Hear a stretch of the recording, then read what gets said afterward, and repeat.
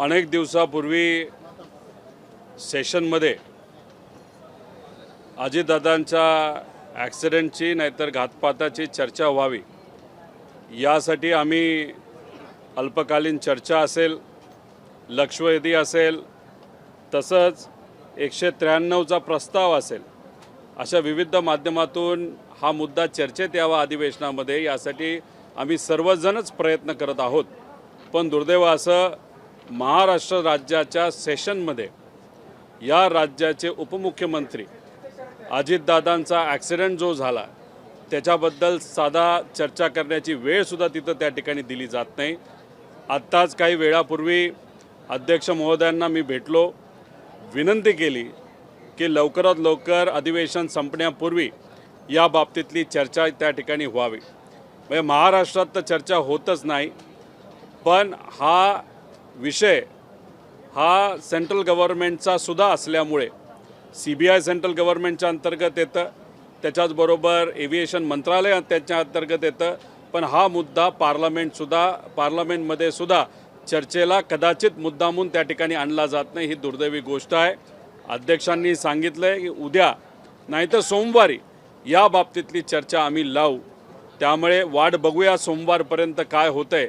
पण दुर्दैव असं एवढा महत्त्वाचा आणि मोठा मुद्दा असूनसुद्धा हा खरं तर अधिवेशनाच्या पहिल्या दिवशी नाही तर दुसऱ्या दिवशी चर्चेत यायला पाहिजे होता, पण दुर्दैवानं त्या ठिकाणी तो आलेला नाही। कामकाजामध्ये रोज खरं तर तो मुद्दा आहे, मात्र येत नाही। म्हणजे मागच्या 2 आठवड्यात चौथा आठवडा आहे आणि आता शेवटचे 4 दिवस बाकी आहेत। विधान परिषदेमध्ये शशिकांत शिंदे साहेब, अमोल मिटकरी हे सुद्धा तिथं प्रयत्न करत आहेत।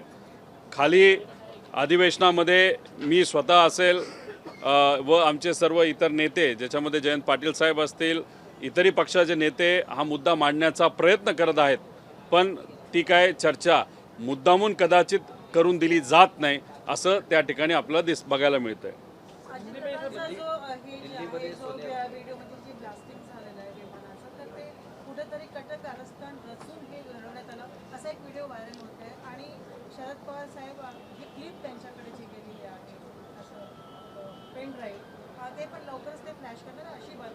मला या बाबतीतलं कुठेही त्या ठिकाणी माहीत नाही। शेवटी याला क्रिमिनल अँगल असू शकतो, म्हणून आपण क्रिमिनल इन्व्हेस्टिगेशन तिथं मागत आहोत। FIR त्याचाच एक भाग झाला, CBI एन्क्वायरी त्याचाच एक भाग झाला, त्याच्यानंतर CID एन्क्वायरी त्याचाच एक भाग झाला। CBIच्या बाबतीत आम्हाला दिल्लीत गेल्यानंतर असं कळतंय की अजूनपर्यंत महाराष्ट्र राज्याला प्रस्ताव हा दिल्लीपर्यंत CBIचा त्या ठिकाणी दुर्दैवाने पाठवलेला नाही।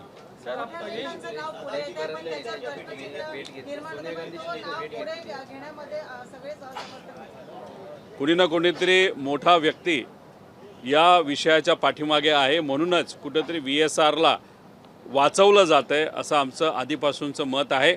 पण आत्तापर्यंत जी माहिती आम्ही पुढे आणली होती ती थोडक्यात माहिती होती, बरीचशी माहिती अजून आमच्यापर्यंत आहे। त्यामुळे पुढच्या काही दिवसामध्ये सरकारकडनं काय केलं जातं हे आपल्याला त्या ठिकाणी बघावं लागेल आणि नंतर नाईलाज होऊन जी काही शेवटची माहिती आहे, मोठी माहिती आहे, ती आपल्या सर्वांच्या माध्यमातून लोकांपुढे आम्ही आणल्याशिवाय राहणार नाही। दिल्लीत देखील गेलो होतो, सोनिया गांधींची भेट घेतली, काय चर्चा झाली?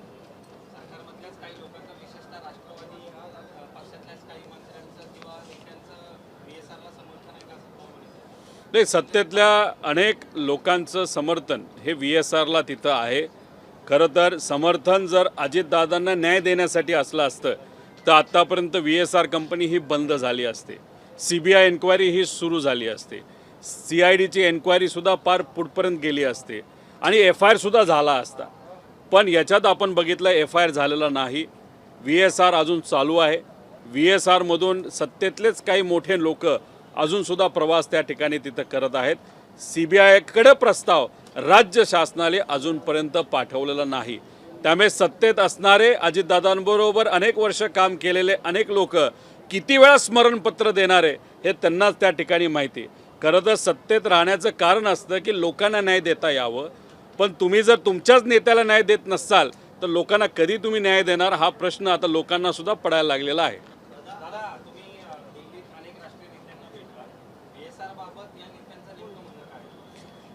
मी महाराष्ट्रामध्ये या सेशनमध्ये अल्पकालीन चर्चा असेल, लक्षवेधी असेल, त्याच्यातून हा मुद्दा मांडला होता। तो त्या ठिकाणी ऑनलाईनसुद्धा टाकला होता, पण दुर्दैव असून तो अजून तिथपर्यंत सिलेक्ट झालेला नाही, नाही तर तो चर्चेत आलेला नाही. मग महाराष्ट्रात कुठंच काही होत नाही असं दिसल्यानंतर दिल्लीत जाऊन, कारण का शेवटी एव्हिएशन मंत्रालय दिल्लीमध्ये येतं, CBI दिल्लीमध्ये येतं, आणि मग तिथे जाऊन तिथे असणारे जे मोठे नेते आहेत, आणि तिथं योगायोगाने पार्लमेंटसुद्धा सुरू आहे. मग SP पक्ष असेल, त्याच्याचबरोबर त्यानंतर TMC पक्ष असेल, नाही तर आपले इतर जे महत्त्वाचे पक्ष आहेत त्यांच्या नेत्यांना भेटलो. आणि सगळ्यात महत्त्वाचं म्हणजे काँग्रेसचे नेते आणि या देशाचे विरोधी पक्षनेता राहुलजी गांधी यांना त्या ठिकाणी भेटलो. खरगेजींना, जे अपर हाऊसचे नेते आणि विरोधी पक्षनेते आहेत, त्यांना त्या ठिकाणी भेटलो आणि त्यांना हीच विनंती केली की इथं FIR घेतला जात नाही. FIR घेण्याचा अधिकार नाही तर देण्याचा अधिकार हा प्रत्येक नागरिकाचा आहे, पण तो अधिकार असतानासुद्धा हा आम्हाला देण्याची इच्छा असताना आम्ही पोलीस स्टेशनला जाऊनसुद्धा तो आमचा स्वीकारला जात नाही.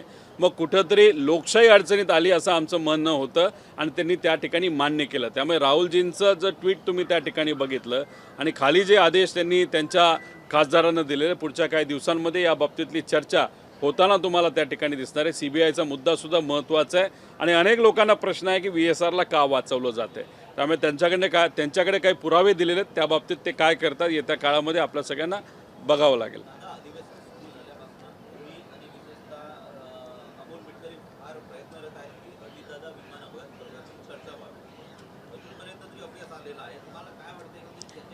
एक आपण समजून घेतलं पाहिजे, अजितदादा हे माझे काका होते, आमचे नेते होते. अमोल मिटकरींसाठी अजितदादा हे त्यांचे नेते होते. त्यांनी त्यांच्याबरोबर जवळून काम केलेलं आहे. गेले 40 वर्ष मी लहानाचा मोठा त्यांच्या संवासात त्या ठिकाणी झालेलो आहे. त्यामुळे आमच्या दोघांचा मुद्दा, नाहीतर या इन्व्हेस्टिगेशनला समर्थन करणारे, नाहीतर पारदर्शक पद्धतीने हे इन्व्हेस्टिगेशन झालं पाहिजे, तपास झाला पाहिजे, यासाठी जे कोणी प्रयत्न करतायत त्यांची इच्छा एवढीच आहे की अजितदादांना न्याय मिळाला पाहिजे.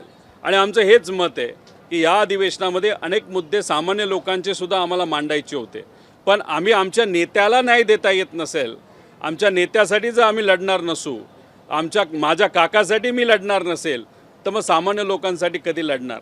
त्यामुळे जेवढी काय ताकद आहे, जेवढी काय क्षमता आहे, जेवढी माहिती मी गोळा करू शकलो, जी लोकांपर्यंत घेऊन जाऊ शकलो, महाराष्ट्रामध्ये तर आम्ही प्रयत्न करतच आहोत, पण दिल्लीमध्ये सुद्धा ओळख नसताना अनेक लोकांना जाऊन भेटून त्यांच्याशी चर्चा करून हा मुद्दा कुठेतरी जिवंत राहायला पाहिजे, आमच्या दादांना न्याय मिळाला पाहिजे, यासाठी आम्ही प्रयत्न करतो आहे. उद्या जाऊन त्या ठिकाणी जर आम्हालाच आमचा असा प्रश्न पडला तर आमच्याच नेत्याला, आमच्याच काक्याला आम्हाला न्याय देता आलं नाही तर लोकांना, महाराष्ट्राला आम्ही न्याय कधी देणार आहोत. त्यामुळे जे जे काय आमच्या हातात होतं, जेवढी काय ताकद आमच्यामध्ये आहे, त्या सगळ्या गोष्टींकडे ध्यान देत आम्ही हा लढा त्या ठिकाणी लढत आहोत.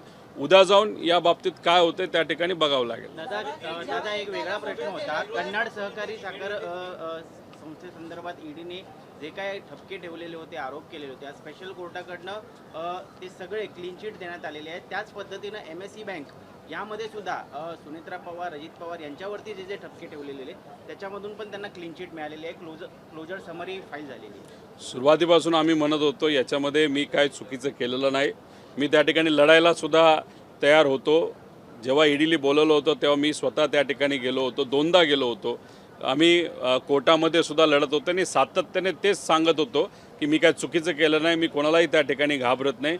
आणि काल परवा जो न्यायालयाने दिलेला निकाल आहे तो खरं तर स्वागत करण्यासारखा आहे. त्या माध्यमातून लोकांना कळालं की हा कुठंतरी राजकीय दबाव असल्यामुळेच आमचं नाव मुद्दामून त्याच्यामध्ये त्या ठिकाणी आणलं होतं. पण बऱ्यापैकी नुकसान आम्हाला त्या विषयामुळे तिथं झालेलं आहे, पण तरीसुद्धा आज विचाराबरोबर पक्का राहिलेलो आहे, या महाराष्ट्राच्या लोकांबरोबर राहिलेलो आहे. उद्या पण जाऊन वेगळ्या पद्धतीने आमचा आवाज दाबण्याचा प्रयत्न केला तरीसुद्धा लोकांबरोबर, महाराष्ट्र धर्माबरोबर आणि या विचाराबरोबर आम्ही राहिल्याशिवाय राहणार नाही. दादांनी ज्या नेत्यांना मोठा केला त्याच नेत्यांवरची सुई फिरते, परंतु त्यांचंही नाव कुठेतरी पुढे येत नाही आणि ही कारवाई कधीपर्यंत होईल त्यांच्या हाती? सत्तेत असल्यामुळे त्यांच्यापर्यंत हा मुद्दा जाईल नाही जाईल हे आपल्याला सांगता येणार नाही, पण आपली जबाबदारी असते की लढणं. आम्ही ते लढत आहोत. आमच्याकडे पुरावे आहेत. फक्त काही लोक प्रेस कॉन्फरन्स घेत आहेत का नाही घेत, अजून काही माहिती काही लोकांपर्यंत त्या ठिकाणी आलेली आहे. त्यामुळे ते त्या बाबतीत काय करतात हे आपल्याला बघावं लागेल. जय पण एक प्रेस कॉन्फरन्स घेणार होता, तो बिचारा त्याच्या लेवलवर त्या ठिकाणी लढतोय. त्याची प्रेस कॉन्फरन्स कधी होती हे आपल्याला बघावं लागेल. आणि हे सगळं झाल्यानंतर एक शेवटची आणि मोठी प्रेस कॉन्फरन्स मी त्या ठिकाणी घेईल आणि बरेच पुरावे जे आमच्यापर्यंत आलेले आहेत ते लोकांसमोर आपल्या माध्यमातून आणल्याशिवाय आम्ही राहणार नाही.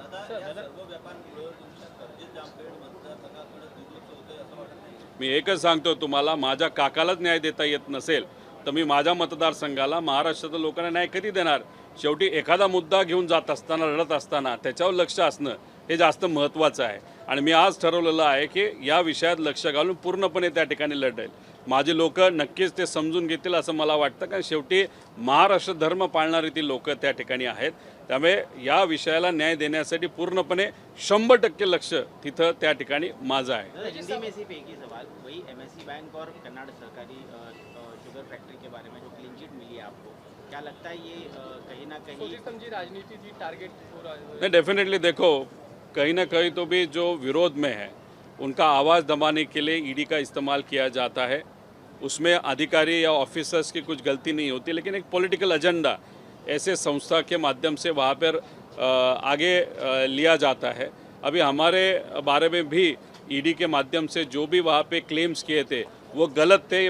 पहले से हम वहाँ पे बात कर रहे हैं, लेकिन अभी ये जो कोर्ट है उन्होंने भी जो निर्णय दिए वहाँ पे सिद्ध होता है कि हम जो बोल रहे थे कि ये टोटली पॉलिटिकल एजेंडा है वो वहाँ पे क्लियर हुआ और लोगों के सामने ये सब कुछ चीज़ें वहाँ पे आई है.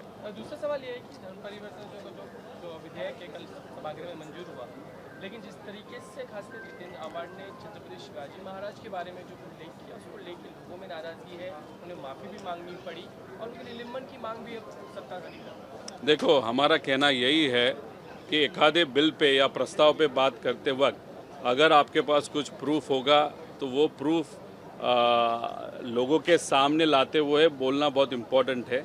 आप कहाँ पे तो सुना, कहाँ पे तो पढ़ा, इसलिए आप एक आध विषय अगर वहाँ पे लेके जा रहे हो तो जो विषय होता है उससे जो मेन विषय होता है वहाँ पे डाइवर्ट वहाँ पे हो जाता है. शायद वही चीज़ कल वहाँ पे हुई थी.